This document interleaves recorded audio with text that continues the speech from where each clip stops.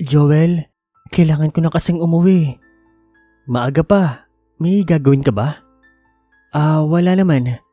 Alam mo naman kasing kaming dalawa na lang ng nanay ko ang magkasama, di ba? Kaya ang gusto namin, palagi kaming magkasama sa pagkain ng hapunan. Busy kasi sa pagtatrabaho si mama buong araw at nagkikita na lang kami kapag gabi. Kaya ginagawa ko ang lahat para makauwi ng maaga tuwing gabi. Tapos yun lang, banding na namin, dinner. Sana maintindihan mo. Ganun ba? Don't worry, naiintindihan ko. Sige, ihatid na kita. Yun po si Joel. Ang manliligo ko noon. Napakabait po niya at napaka-gentleman. Maganda rin ang trabaho at mukhang may kaya. Sa totoo lang po, hindi ko pa siya kilala ng lubos noon. Isang buwan ko pa lang siyang kakilala noon at nakilala ko lang siya sa trabaho ko po. Customer kasi namin siya. Di ko na lang sasabihin kung anong trabaho ko. Anyway, hindi pa pala ako nagpapakilala sa inyo. Ako po pala si Ira.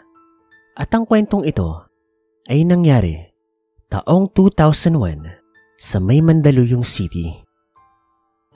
Umuwi po ako sa amin nun. Hinatid pa nga ako ni Joel sa may sakayan. Mabait talaga siya nun. Natutuwa ako sa kanya. Yun na nga po. Nakauwi naman po ako sa amin. Excited na excited ako. May dala-dala pa nga akong lechon manok. Pagdating ko sa amin, naabutan ko doon ang nanay ko. Nagtaka nga ako kasi ibang-iba yung suot niya nun. Andito na po ako, Nay. Andyan ka na pala. Kamusta ang trabaho? Napagabi ka yata. Ayos lang naman po, Nay. May mga dinaan na lang po kasama yung kaibigan ko. Ganun ba? Anong dala mo? Ito po, Nay, lechon manok, yung paborito po natin. Sakto. Malapit na maluto yung sinaing ko. Aba, Nay, kakaiba yung suot mo ngayon. Hindi ka naman nagaganyan. Presko kasi yung ganito.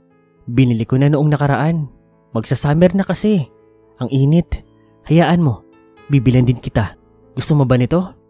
Sige, Nay. Kung bibilan niyo ba ako, bakit hindi? Umakyat naman ako sa itaas. Naglinis ng katawan. Nagbihis din. Tapos, bumaba na po ako dun sa pagkainan namin. Sakto, nakahain na po yung mga plato, yung kanin, pati yung dala-dala kong lechon manok.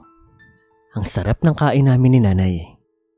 Ano anak, kamusta na kayo ni Joel? Nawala po yung mga ngiti ko. Napatingin ako sa nanay kong kumakain ng lechon manok at kanin. Papaano niyang nalaman na si Joel ang kasama ko? Sa totoo lang, hindi ko pa naman kasi sinasabi sa kanya na meron niyang lalaking nanliligaw sa akin. At sa totoo lang, hindi ko pa sinasabi ang pangalang Joel sa kanya. Kasi nga, kakikilala ko pa lang dito. Ngumiti ako ng pilit.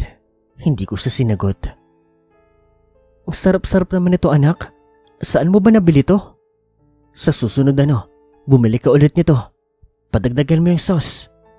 Bigla na akong kinabahan sa mga puntong yon. Bakit parang first time niya lang makakain ng ganong klaseng manok? At bakit hindi niya alam kung saan binili yon? Paboritong-paborito niya yon. At siya pa nga ang nagturo sa akin kung saan pwede mabili yon. Napatigil ako sa pagsubo. Napalunok ng kinakain ko. Napatingin ako sa nanay ko. Dinampot ko yung cellphone ko. At nanlaki yung mata ko nang makitang ang message ay nagmula sa nanay ko. Anak, saglit lang malilit lang ako. Malapit na ako. Ako na lang din bibili ng lechon manok natin, okay? Magsaing ka na dyan, anak. Napatingin ako sa babaeng nasa harapan ko. Sino yun? Ngumiti pa nga siya sa akin. Ngumiti din ako ng pilit sa kanya. Nag-text ako sa nanay ko. Nay, nandito ka. Anak, paano nandyan ako? Kabibili ko pa lang ng lechon manok natin. Malapit na ako. Naglalakad na nga ako. Nay, may kamukha ka po dito. Kasama kong kumakain. Nagbibiro ka ba? Anak, sino ba yung kateks mo? Napabalikan tingin ko doon sa nanay kong nasa harapan ko. Nay, di ba po ayaw niyo ng sauce ng lechon manok na yan? Di ba ang gusto niyo toyo, kalamansi, pati sili lang? Bakit ba? Ito ang gusto ko Napatigil po sa pagkain yung nasa harapan ko. Yung mga ngiti niya, napalata na po ng parang pagkainis. Nay, kumain ka na. Bilisan mo. Napatayo na ako sa mga sandaling yon. Sigurado ako, hindi siya ang nanay ko. Bumangon yung babaeng nasa harapan ko. Ako naman, paatras po ng paatras. Siya naman, papunta ng papunta sa akin. Ngunit maya-maya, nagulat ako nang biglang bumukas ang pinto namin. At ang nilawa noon ay yung nanay ko. Sakto, malapit lang po yung kusina namin sa may pintuan. At yung nanay ko, nakita kong kinuha yung garapon ng asin namin at sinaboy doon sa kamukha niya. Hindi kayo maniniwala pero yung babae po na yon, nasaktan noong matamaan siya ng mga butil ng asin. As in, umusok pa nga ito na para bang asido sa katawan niya yon. Pero ang mas nagpatakot po sa akin ay unti-unti, nagpalit po ang kanyang anyo at bigla pong naging manliligaw ko na si Joel. Hindi pa po siya tinigilan ni nanay. Binato siya ng binato ng asin. Ako nga rin, nakibato na rin. Takot na takot ako. Si Joel naman, pilit tumalapit sa amin. Bala kaming atakihin, lalong-lalo na ako. Pero mabuti, matapang po ang nanay ko. Security guard kasi iyon. Palaban kung palaban. Matataga na nga sana siya ng nanay ko ng malaking kutsilyo. Pero mabuti, nakalabas po ng bintana si Joel. At pagkatapos noon, nawala na po ito na para bang bula. Anak, kamusta ka? Ano nangyari sa'yo? Nay, ikaw na ba talaga yan? Anak, di ba may balat ka sa bilat mo?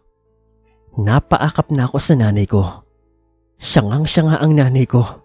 Dahil siya lang naman yung nakakaalam na may balat ako sa bilat ko. Tinanong ko ang nanay ko kung anong klaseng tao yon. Sino si Joel? At ang suspetsya ng nanay ko, baka raw isa itong aswang. Isang klase ng aswang na kayang manlinlang ng mga tao. Kasi kung ako raw nakikita ko ang nanay ko, yung nanay ko raw, si Joel ang nakikita niya. Ibig sabihin, parang ginamitan lang daw ako ng kakaibang mahika. Parang pambubudol. Parang pandadaya po sa paningin. Sinabi ko naman sa kanya kung sino si Joel. Kako, bagong kakikilala ko lamang. Customer sa amin at gustong manligaw sa akin. Mabuti na lang talaga. Naabutan ako ng nanay ko. Dahil kung hindi, baka may kung ano nang nangyari sa akin. Mula nun, hindi na po nagpakita pa sa akin si Joel.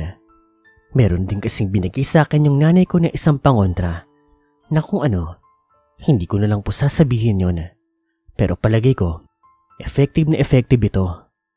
Dahil, yun nga, ni minsan, hindi na po ako nalapitan ng kung ano pang mga nilalang. Sa mga girls dyan, sana may nakuha kayong lesson.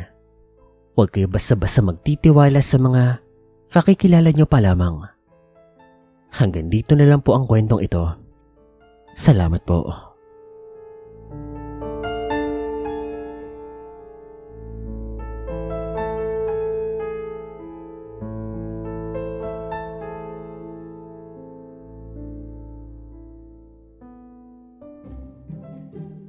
Hello guys, shoutout po tayo ngayon.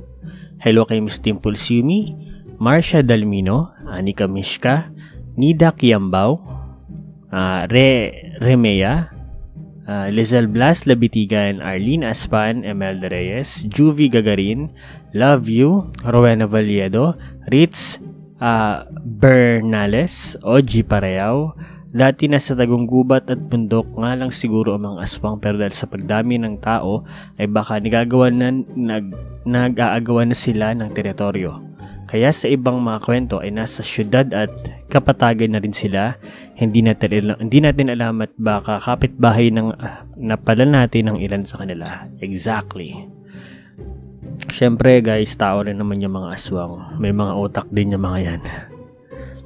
At kagaya natin, nag-evolve din sila. At natututo. At siyempre, natututo rin sila. Albert Gratella, Judge Akil Gutohel, Connie Paloma. Thank you Sir Paul sa pagbati. Always listening sa dalawang mong channel. Ingat po mga kabanset. Nag-uumpisa na po ang tag-ulan. John Alinson, Gengski Vlog, D. Santiago. Pasensya po at wala pa rin probinsyano dahil mukhang busy pa rin ata si Sir Edgar. Cleo Fegier, Rica Peralta, Vanessa Gallo, Atik Manang Provinciano. Ano ibig sabihin nun? Maricel Magbanwa, Joel Vito. Pa-shoutout po, boss po. Lagi po ako nakasubaybay sa inyo. Sana magbalik na yung kwento ni Ernie, Ginoong Vet, at Mang Kanor. Nakaka-amiss talaga yung mga kwento nila. Sad to say, mukhang busy rin sila sa kanilang buhay dahil wala namang bayad ng kanilang pagpapadala ng kwento. Kaya, yun. Hintay-hintay lang tayo if magpapadala sila ng kwento. Jeff Gibson, Carmelita Mabanag, Josh Mine, Maimot, It's Me, Easy, and last po siya shoutout natin for today is si Sir Lednujhav. Yun lang muna ang kwento at shoutout natin sa araw na ito guys. Maraming salamat po sa walang sawang pakikinig at pagsuporta sa ating dalawang channel, ang Creepy Macpadset at ang Dear Sir Paul. Yun lang po muna. Sa susunod na lang po ulit. Mac Panset out.